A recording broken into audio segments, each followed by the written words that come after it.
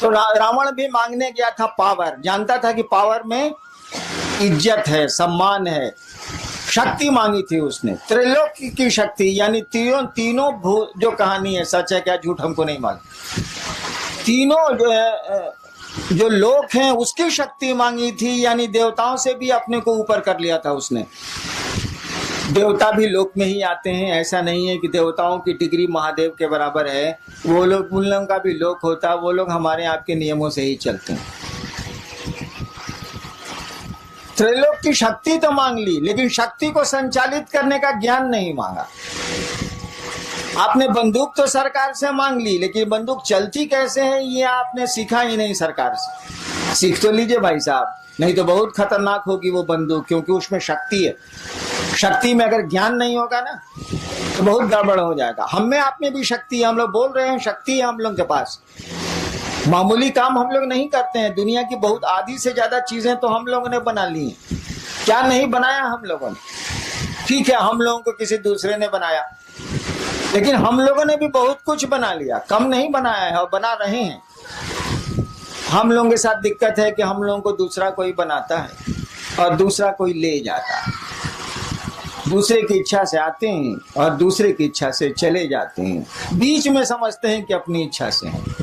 इसी को कहते हैं अज्ञान, इसी को कहते हैं बुद्धि नहीं होना।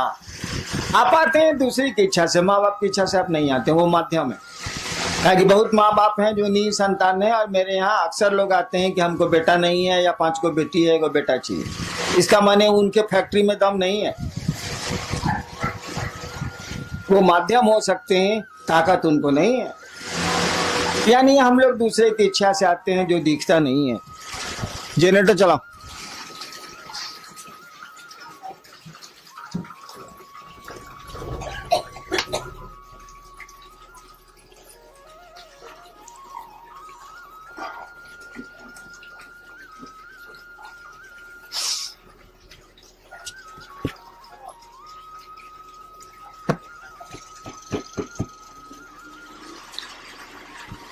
हम लोग दूसरे की इच्छा से आते हैं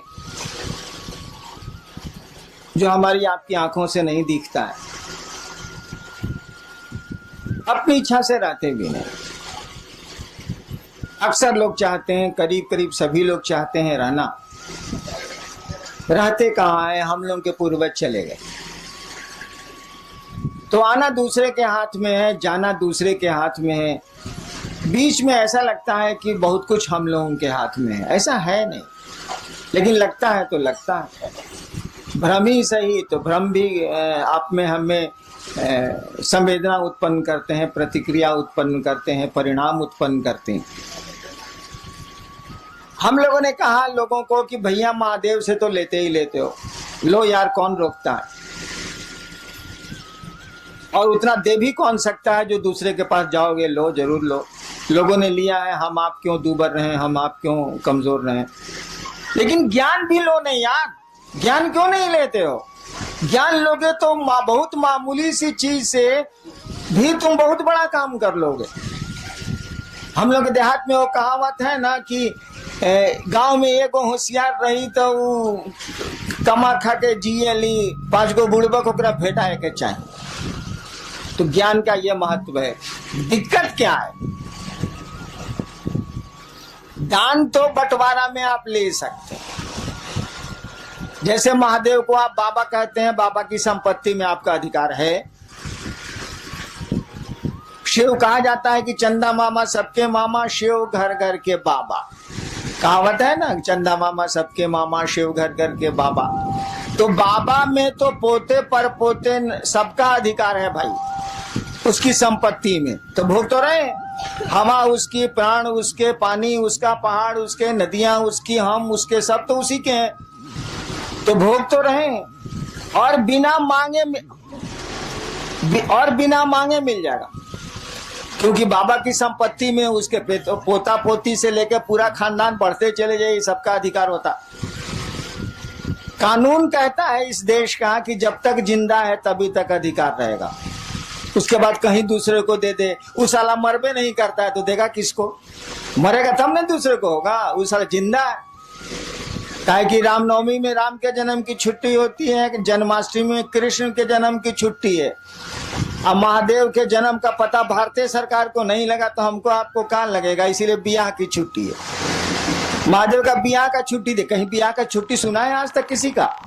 किसी भी बड़े से बड़े आदमी के शादी की छुट्टी आपको मिलती हो सरकारी दफ्तरों में, ऐसा सुना कभी? जन्म की मिलती है, पुण्यतिथि की मिलती है जिसमें वो शरीर छोड़ते हैं, पुण्यतिथि भी बहुत कम मिलती है, नहीं के बराबर मिलती है।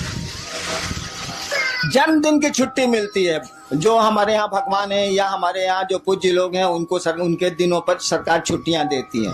लेकिन ब्याह के दिन के छुट्टी मिला लोग है सरकार में, ये कभी सुनने बने रहे वालों नहीं। ब्याह के दिन साला ब्याह हो गए लोग, कौन बड़का बात। लेकिन महादेव के छुट्टी मिलेला महाशिवरात्रि, वो ब्याह के दिन मिलेला। काहे कि साले सरकार कमबख्त सरकार को ही नहीं पता, हमको आपको क्या इतनी बड़ी हस्ती को नहीं पता है कि पैदा कब हुआ था। आज जब पैदा ही नहीं हुआ था, ये मालूम नहीं है, तो मरेगा ही नहीं साला। इसीलिए बाबा आपका जिंदा है, आपको हमको हक है, लेकिन केवाला नहीं मिलने वाला। केवाला तो उसी के नाम से है। दान में एक बाप अपने बेटे को पूरी संपत्ति का पूरा टुकड़ा दे सकता है। 3 बेटे हैं तो 3 हिस्सा कर देगा वो। कहल जाला कि बंटवारा में चाउर अगर धुआ गई बात होकर पानियों बटी, हाँ बटी, चावल का धुआं भी बढ़ता। ये हम आसमान से सीखा, धरती पर हम नहीं जानते थे इसको। चावल का धुआं भी बढ़ता है, लेकिन भाई साहब ज्ञान नहीं बढ़ता है। एक बाप अपने बेटे को, अगर 3 बेटे हैं 4 बेटे हैं, तो वो 4 टुकड़े कर देगा। बंटवारा के समय चावल और अधन पर चढ़ा हुआ है तो पानी भी बांट देगा वो। लेकिन वह बहुत बढ़िया शिक्षक है तो ज्ञान नहीं बांट सकता है। उसका ज्ञान लेने के लिए उसके बेटों को उससे ज्ञान लेने की मानसिकता में आना होगा, उससे पढ़ना होगा। हम अक्सर एक किस्सा सुनाते हैं, बना के किस्सा सुनाते हैं, कौन किस्सा थोड़े।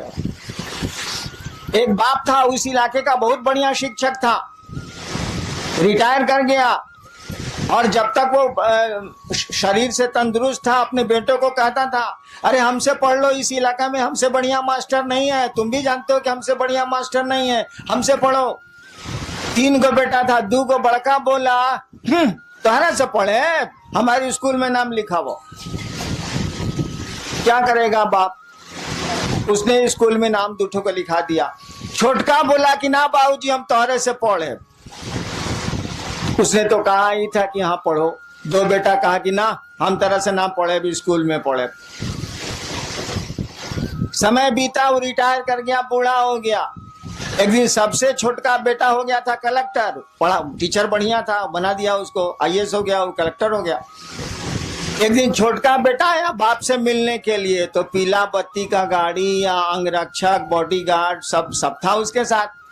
और दोनों भाईवा जो था उससे बड़ा, जो नहीं पढ़ा था अपने बाप से, वो दोनों बथान में भैंस को सानी लगा रहा था।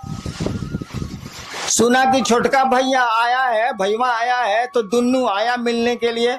बगीचा में था, बथान में था, आया मिलने के लिए। तीनों बैठा हुआ था, बूढ़ा जो मास्टर था वो भी बैठा हुआ था, जो तीनों का बाप था। दोनों ने कहा, दोनों बड़े भाई ने बाप से कहा कि बाबूजी तारा ऐसा था बेईमान, हमने कहा देखबे ना कहीं नहीं। बाप ने कहा क्या बेईमानी की, बोलो। कहा कि एकरा के तू कलेक्टर बना देला, हमनी के भैंस चरवा बना देला, तो ऐसे बड़ बेईमानी हुई। वो बूढ़ा आदमी बोला कि देखो बाबू, हमरे पास इतना बीघा जमीन है, छोड़ दो, हम पेंशन से खा लेंगे, हमको जमीन की जरूरत नहीं है, तुम तीनों भाई इस जमीन को बांट लो। हम जमीन का बंटवारा कर देते हैं, संपत्ति का 1-1 पाई का बंटवारा कर देते हैं, लेकिन ससुरा बताओ हम ज्ञान का बंटवारा कैसे करें? ये पढ़ना चाहा तो हमने पढ़ा दिया, तुम दोनों ने कहा नहीं पढ़ेंगे तो स्कूल भेज दिया। तुमको बढ़िया शिक्षक नहीं मिला, तुम नहीं पढ़े, भैंस चरा रहे हो। इसने हमसे पढ़ना चाहा, हम थोड़ा बढ़िया से पढ़ाते रहे हैं स्कूलों में, हमने इसको पढ़ा दिया, ये कलेक्टर हो गया, तुम दोनों भैंस चरवा हो गए। तो ज्ञान का बंटवारा हम कैसे कर दें? चलो चावल का पानी हम बांट देते हैं, सब कुछ बांट देते हैं 3 हिस्से में, लेकिन ज्ञान कैसे बांटेंगे यार? ज्ञान कोई लेगा तब न देंगे, ज्ञान तो लेना पड़ता है।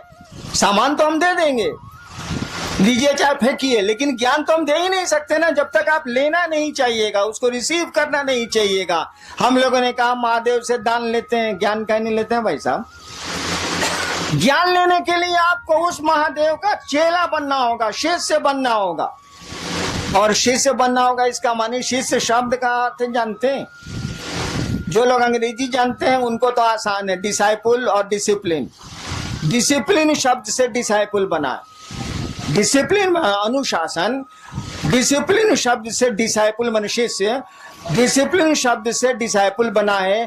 कहने का अर्थ हुआ कि जो डिसाइपुल है वह अगर गुरु का डिसिप्लिन नहीं मानता है तो डिसाइपुल नहीं है। जो शिष्य है अगर गुरु का डिसिप्लिन नहीं मानता है तो डिसाइपुल नहीं है। शिष्य शब्द का भी वही अर्थ होता है।